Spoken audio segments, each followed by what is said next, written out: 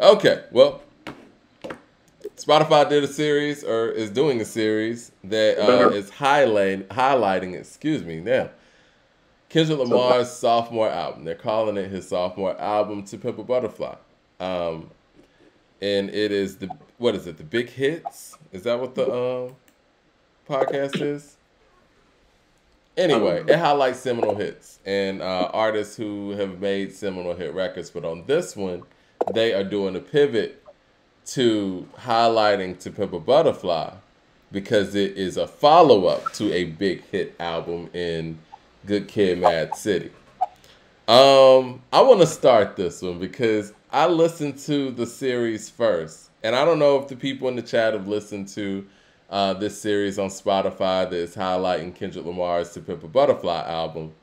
But man, I was bored as hell, man. And it's sad because y'all know me. If anybody who's listened to the show, y'all know I champion To Pimp a Butterfly very hard and very heavy. And it started making me think like, damn, is this album really not as good as I have said it was? Because them documenting this album was boring as shit, man. And I'm like, if they were documenting any other classic album that I love, like I would say Supreme Clientele or even B, I would be super interested. And B is not a flashy album. Common's B album.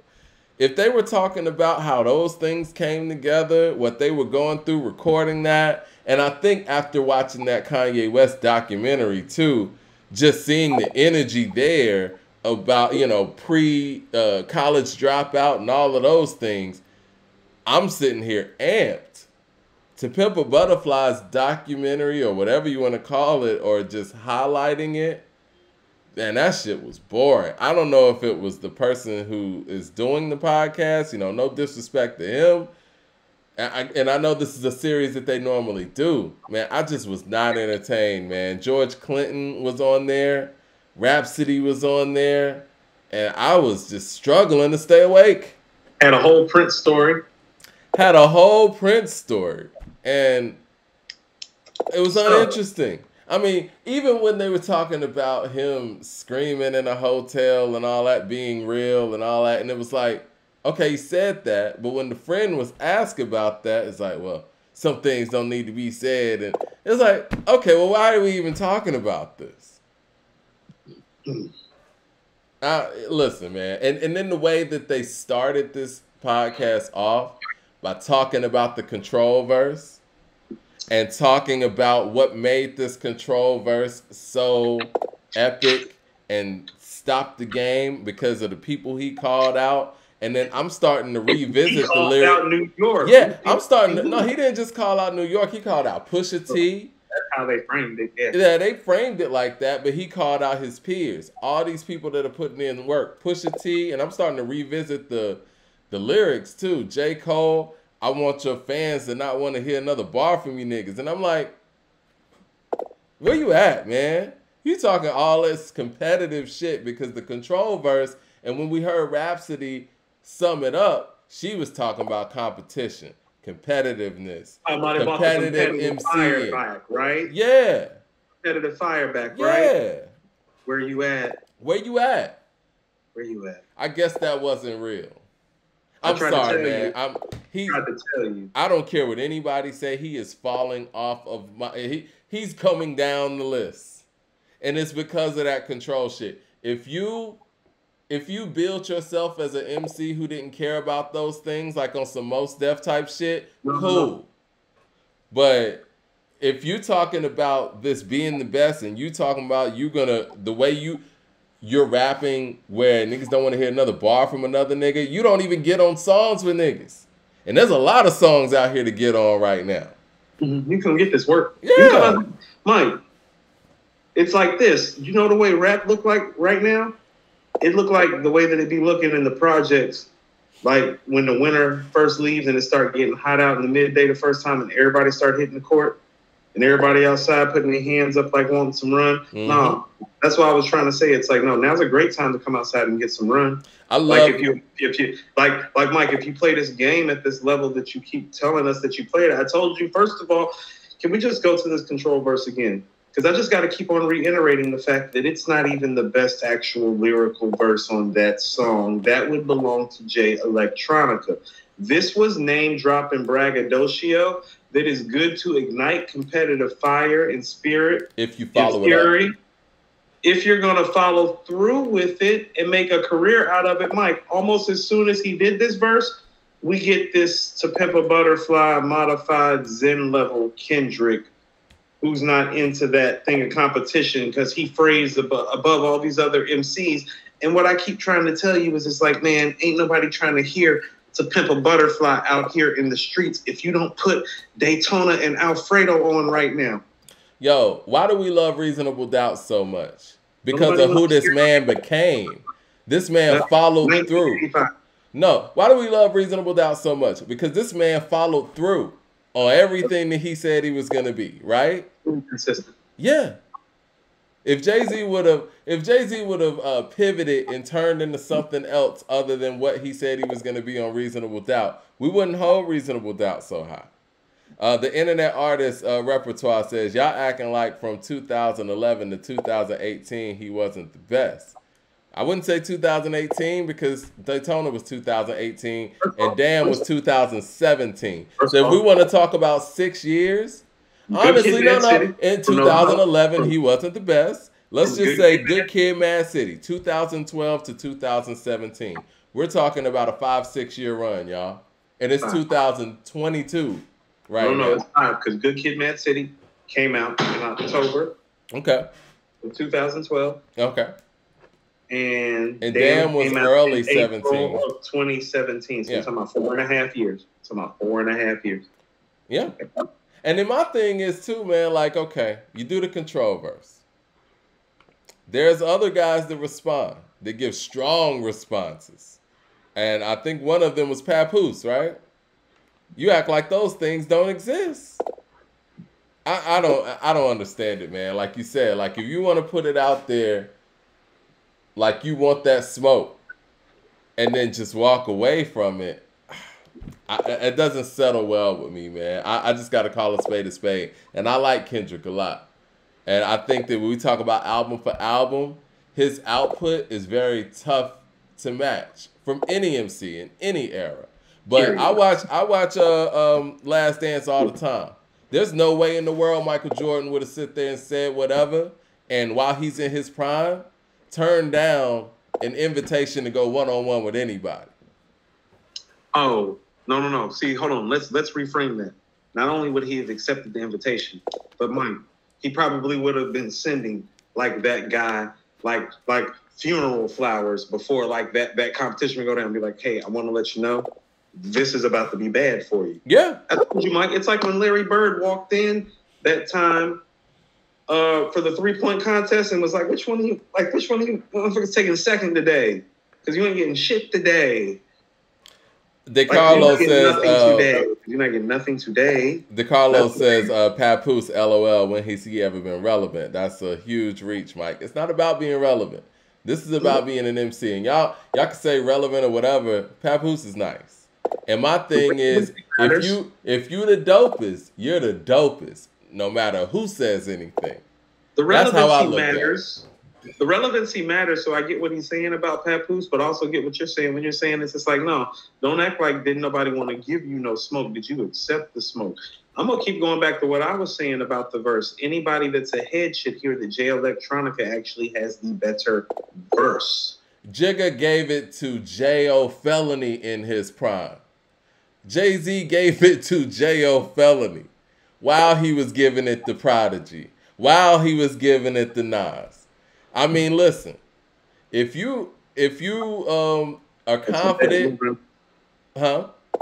Go ahead. He didn't back down from anything. Now, he could have lost to Nas, whatever, but at the end, he didn't back down. No, he didn't back down. That's the thing. No, Jay likes competition. Exactly. Jay thrives on competition. And see, my thing is a lot of these guys, Kendrick, competition except Nas.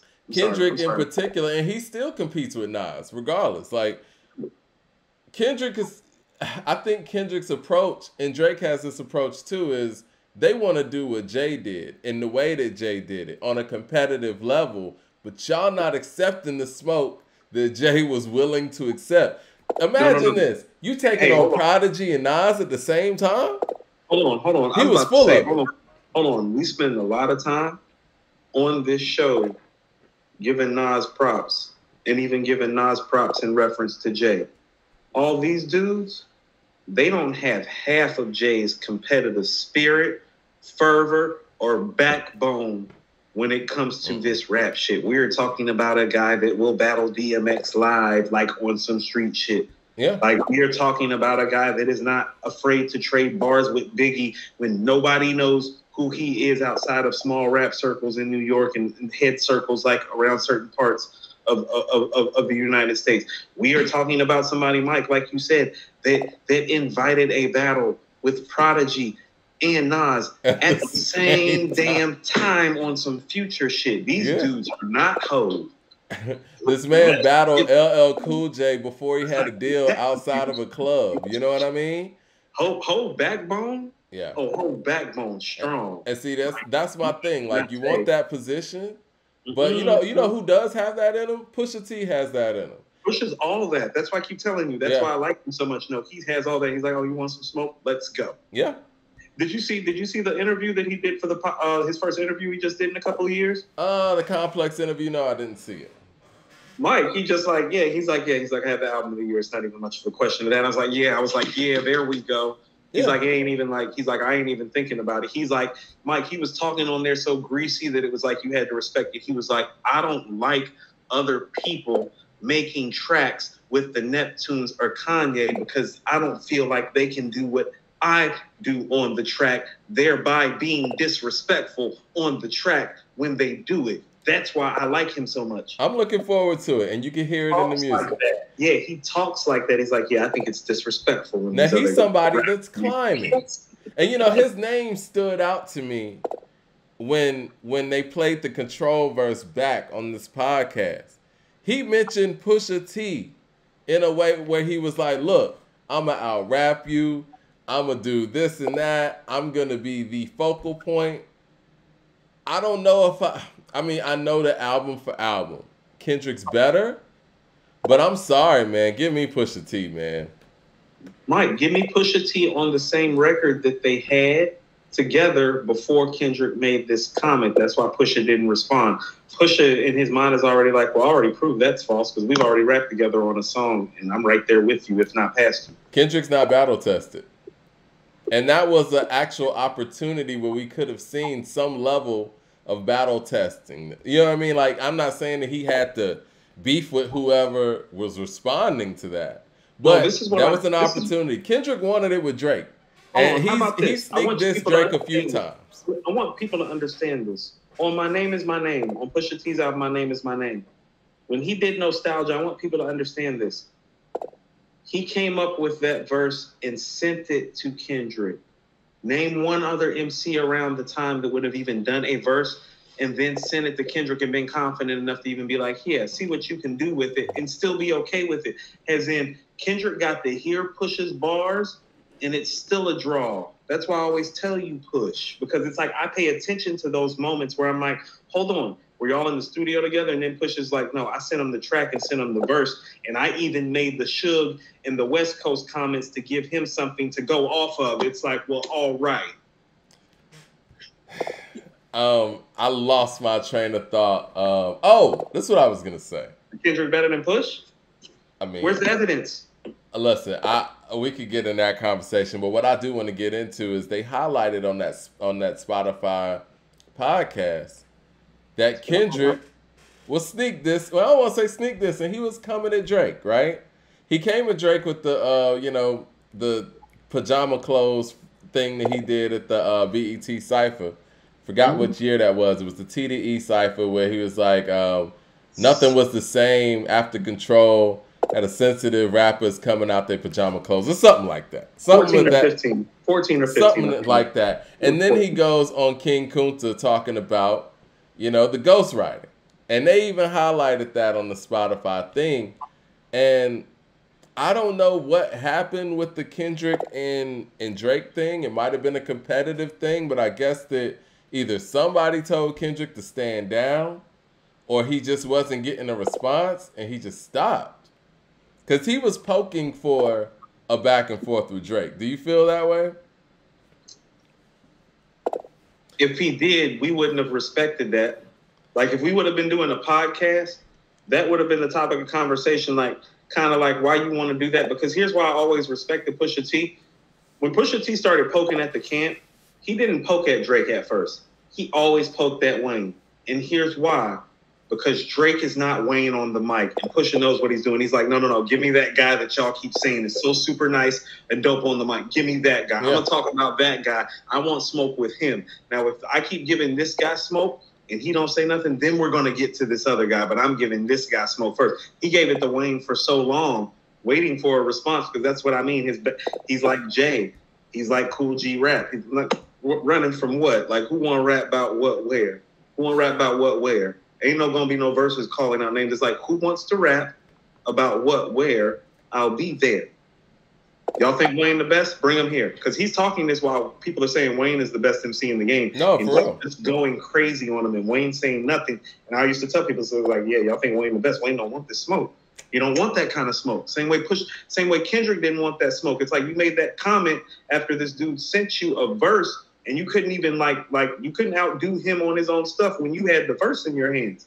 You know what I'm saying? When you know these things historically, it's like, I see what you're doing now. I'm not buying all of it. And you're right. A battle just can't happen, right? You know what I'm saying? Those are one of those things that a climate has to be in line for. And I think during the era that Kendrick, was on his run, and I'm going to say on his run because they're out here doing episodes on like his sophomore album, like he's done with his career. So I think we've seen the best from Kendrick. Now until proven otherwise, right? But I'm gonna say while he was on his run, it wasn't that kind of climate where people are doing back and forth, and he tried to create that with Drake. And if those things aren't the environment, the only way that you're gonna prove all the things that you said on Control is to get on these songs and be the standout. Because those are the things that I'm starting to think back at after listening to that Control verse. I'm like, he's talking about he gonna blow people out on songs, because that's what this was about, right? He was gonna blow people out on songs, but he don't get on these songs. Right. You know what I'm saying? And so for me, the Control verse, which a lot of people felt was overrated anyway, is really overrated now. And honestly, it's irrelevant because none of the stuff he said he was going to do on Control, he did. It was always overrated. That's why I was trying to say it's not even the best verse on that song. It's all fluff. It's air. There is no evidence of him being that guy. Let's run down some guys right now, because this is exactly what I'm talking about bringing your ass outside. I'm about to bring up some guys right quick who are outside, and this is what I mean. And I want you to think about this when I bring up all these guys' names. And I want you to ask yourself one question. Are any of these guys that I am about to name afraid to jump on any record with any MC at any given point in time right now today? Listen to the people I'm about to name. Is Pusha T afraid to get on the track with anybody right now today? No. Nas? No. Conway the Machine? No. Freddie Gibbs? No. Benny the Butcher? Nope. J. Cole? Nope. Jadakiss? Nope. Mike, we're going to throw Jay-Z in there too, because his backbone is the same, even though the rhymes may not be the last couple of years. He still is not afraid. Kendrick's not jumping on the track with Jadakiss. So that's exactly what. So Mike, Pusha T will jump on a track with Kanye, with Jay-Z, with Jadakiss, Nas. I don't think we even need to go through that. Conway, and Freddie, and Benny stay working together and sharpening each other's swords. Yeah. Stay doing tracks together while we have been doing this the last few years. We are talking about J. Cole just jumping up on whoever's stuff right now and is in blister mode. Like, who want a verse? Who want a verse? You can come get a verse. I rap for a living. Come get a verse. Mike, we heard 3 Jay-Z verses last year. He's out here raising his kids, and he's married to, obviously, the most famous black woman in America. He's married to the most famous black woman in America, not named Obama. And we got 3 verses out of him last year. These guys are not afraid of the competition because they understand where rap is. Yeah. I mean, again, for me, those things are inexcusable. This is what it is. It is not what this guy said it is on Control. and it's not the narrative that he tries to dictate to make it work for him. It's not. If you're not able to put together projects or whatever because things aren't coming together well, that's fine or whatever. But when it comes to all the things you said you were going to do on Control, you could jump on tracks. They're tracks. I'm sure that they're wide open tracks. Like all these Alchemist produced projects. You can't ride the beat to Johnny P's Caddy? I'm just saying. J. Cole's doing it. J. Cole's doing it. He's doing it very well, too. Nas is doing hooks on Snoop Dogg albums. What are we talking about? You're not even on the Snoop Dogg album. Why is Nas doing hooks on Snoop's album, but you're nowhere to be seen? Game's on the album. He is. Facts. Again, so we're going to sit here and... Hey, Mike. We're going to talk about a 4.5-year run. Game's not afraid. Mike, Never been. On Jesus' Piece, Meek Mill, J. Cole, Kendrick Lamar, Pusha T are all on Jesus' Piece at the same time. Yeah. Game's not afraid either. Game got like 4 records with Nas. He's one of the few cats that actually got multiple records with Nas. No, real shit. He raps with Nas all the time. He's got a joint going back and forth with Raekwon. Him and Raekwon are going back and forth rapping together. No, real shit. Real shit. Real shit. Shout out to DeCarlo with the super chat. He said, I was thinking about Crooked Eye earlier, but serious question. Y'all think that Daytona's better than Victory Lap in 2018? Because I don't. You know, I've heard people say that they don't think it is. I definitively think it is, but that's just my opinion. My thing with Victory Lap, if you tell me Victory Lap is better, it's just because you like the full-length player of it and you don't like the brevity of Daytona. Daytona is better slightly. If you take and this is why it's better slightly. The 7 best songs on Victory Lap are still not better than the 7 best songs on Daytona, and there's your problem. Because there's only about 4 to 6 songs on Victory Lap that match up with Daytona, and there's no If You Know, You Know on there. Book France says Kendrick is like a Sade type of artist. But see, that's my problem. Don't you ever do that again. My daughter's middle name is Sade. No, we're not about to do that today. This is the problem. This is the problem. Not no Sade type of artist because we ain't going to pay a G to go see Kendrick on the floor when he pops back up. Are you? Because I've done that before about Sade. What me? No. This is, and I see what people are trying to say. This is the problem with this. I know we're saying that Kendrick is more of one of those artists that moves when he's inspired. Excuse me, moves when he's inspired. That doesn't work for people who are out here talking about they're eating on your top 5 or whatever, or they're gonna make sure people don't want to hear another bar from you niggas. No, that's a competitive MC who jumps in the ring whenever necessary. How many people, all those people that you named, right? How many songs has Kendrick got with Jadakiss? You know what I'm saying? No, hold on. Has Kendrick ever got on the record with Nas? Here we go with some real facts, and this is where I do have a problem. Everybody that came after that first crop of great MCs that were ultra competitive that refused to work together, as in the only real great rappers from the 80s who you heard work together, which is why the symphony's so great, is Cool G Rap and Kane on the symphony. You don't hear those other guys together. And Raw remix, yeah. Raw remix, right.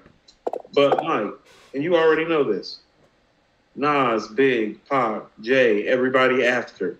Part of it is the comp and doing stuff with the comp. Jadakiss, Mike. Yeah. When Nas showed up on Jadakiss's first album, he tore Jadakiss a new asshole. Jadakiss kept showing up and doing records with Nas and with Jay because it's part of it. Blackout, Right, that's what I'm saying. John Blaze. He got Jay and X on Blackout. Nas ate his food on Show Discipline. It's part of it. We're at a period of time right now where there could be a John Blaze, right? Right. No, Kendrick's not getting on those shit. No. We are getting John Blazes. We're getting Biggs and Benny doing John Blaze. That's what I'm saying. These things are happening, but the guy who's smoking on your top 5 and the guy who's talking about he's going to blow everybody out on all their records where people don't want to hear no more bars from anybody else is not on any of these songs. Period. Mike, you know why Benny is saying Conway is the best lyricist? Because competitively, he has to go up against him and deal with it so much. Yeah. He's watching and he's like, man, you know how tough it is to do a verse with this guy? They got back and like those two guys have so many back and forths or verses where they're trading off. It is ridiculous. It is ridiculous. It is getting to a Styles and Jadakiss type of level in terms, maybe even more in terms of the great output that those two guys have together as lyricists, where one guy is coming, Mike, Hell on Earth 2. K. Thompson says something I want to address. Yeah, you're right. I mean, they're going at it. K. Thompson says K-Dot has better albums than all them dudes you're naming though. I said Nas. And again, I said Nas. No, I feel you. I mean, but see, again, there could be an argument made. And I said Jay-Z. No, we said Nas and Jay-Z, so the answer to that is still no. Okay. Well, that's what I'm saying. Even so if we want to get past that. But I think he's talking about some of the newer names that we're naming. This is the thing. How long are we going to lean on the fact that Kendrick has made some very great albums? There are other things outside of that, you know, and I can't believe I'm saying that because I'm a person that holds catalog very high. But once we get past this great catalog of albums, not actual individual songs, that Kendrick has amassed, what else do we have? Do we have bangers? Do we have a great rap voice? Do we have somebody who has a bunch of great features? Do we? Do we have a lot of great side projects? Because Kendrick's in the era now where people are teaming up, doing side projects. That, in this era, would actually be an extra criteria that we probably wouldn't consider in a previous era. Do we have longevity, really? If we're going to be honest, we're talking about 2011 to 2017. Where's the longevity in this? No, here's what the problem has happened. And I'm saying this as somebody that wrote an article, what is going on 5 years ago now, where I said that we're going to have to start putting him in the top 10. Mike, what was my number one basis on putting him in the top 10? His catalog, right? His catalog, Mike. Because I said that those people who want to argue and quibble about other things could, because the hits aren't there like that. The impact's not there like that. The longevity and tenure, not there like that. But lyrically speaking, for where he resides and what you heard all damn lyrically, and for what the catalog looks like when you go from Section 80 to Damn, it's like, well, damn. Well, that's a better start than Jay. It's a better start than Nas. It's a better start than Cool G Rap. KR, it's a better start than almost anybody except for Rakim, pretty much, and Big.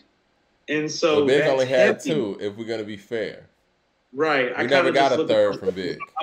I'm looking at the totality and the run and the time. So I'm looking at Big from 93 to like 97, kind of looking at Kendrick from like 12 to 16. Kendrick's start looks like Kanye's start, like Outkast start, like Tribe's start. And I give him greatest starts ever. Yeah. Like the greatest starts ever. Mm-hmm.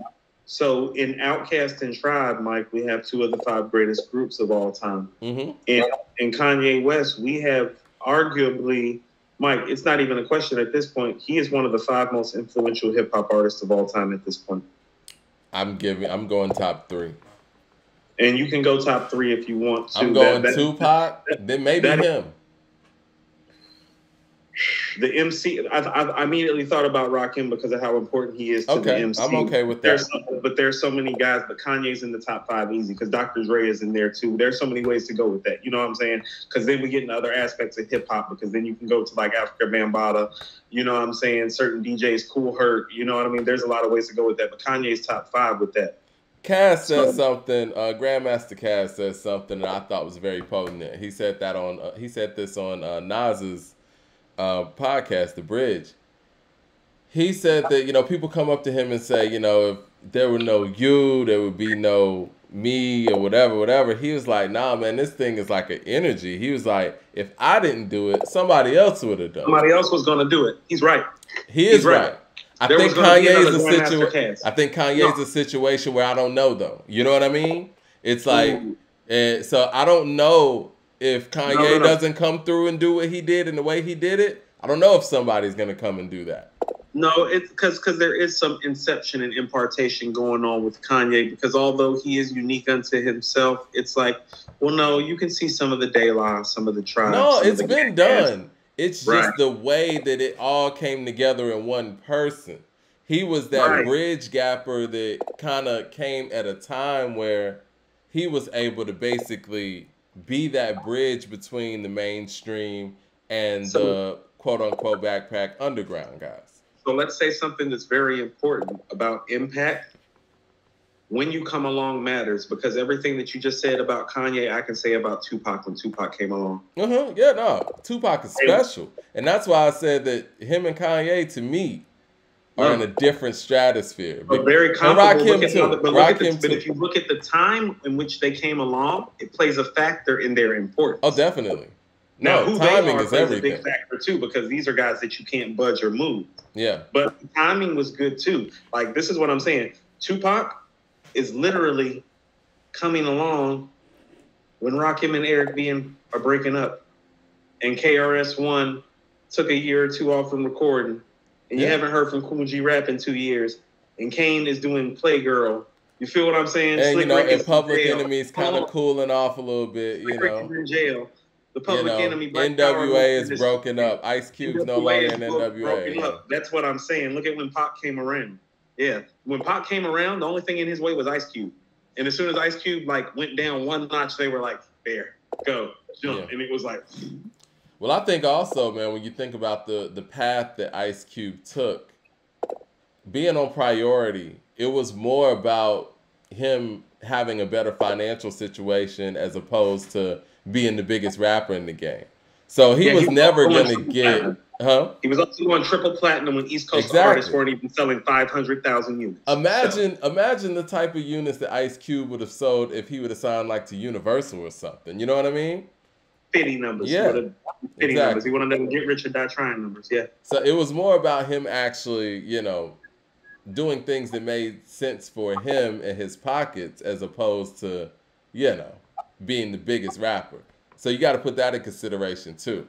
Now Pac was everywhere. Pac, he was in blockbuster movies, Interscope, everything. Like, it was just a. No, I think one of the great transitional moments in hip hop history, Mike, is the fact that the theme song to the movie Juice is Eric B and Rakim's Know the Ledge, which I think Beautiful. is their great record together. And Tupac's the lead actor in the movie. It is one of the great transitional moments in hip hop history. Passing the torch. It is a passing of the torch that we did not see. It's like, no. The guy who got next actually is the guy who is the actor in the movie. Ugh. Let's get to this Kanye doc, but I do want to wrap up the fact that, yes, the Kendrick Lamar documentary of, not documentary, or the breakdown or a series or whatever that Spotify was doing on To Pimp a Butterfly, for me, was very underwhelming. And I don't think it did the album justice because I love that album. And the stories were really uneventful and unentertaining. It lets you know how unentertaining that album is, even as great as it is. Because that was one of the things that we were just boggled by. It's like, how is this such a great album with no replay value? It's mind-boggling. All right. So Go ahead. I want to end this by reading our brief text thread yesterday when we listened to this podcast at separate times. This is you yesterday at 4:33 p.m. This podcast about To Pimp a Butterfly is whack, hands up. This Kendrick podcast makes me like To Pimp a Butterfly less. Me at 7 o'clock. This podcast is boring as fuck so far. Okay, wasted an hour of my life. Okay. That's sad to say about such a great album. And I used to debate which was the better album between To Pimp a Butterfly and My Beautiful Dark Twisted Fantasy, and it's not even close. My Beautiful Dark Twisted Fantasy is on a whole nother level. Argument is Good Kid, Mad City and My Beautiful Dark Twisted Fantasy. I'm still going My Beautiful Dark Twisted Fantasy. Yes. But I'm saying the argument. Yeah. My Beautiful Dark Twisted Fantasy is winning both of the arguments, but the argument is Good Kid, Mad City, and never To Pimp a Butterfly.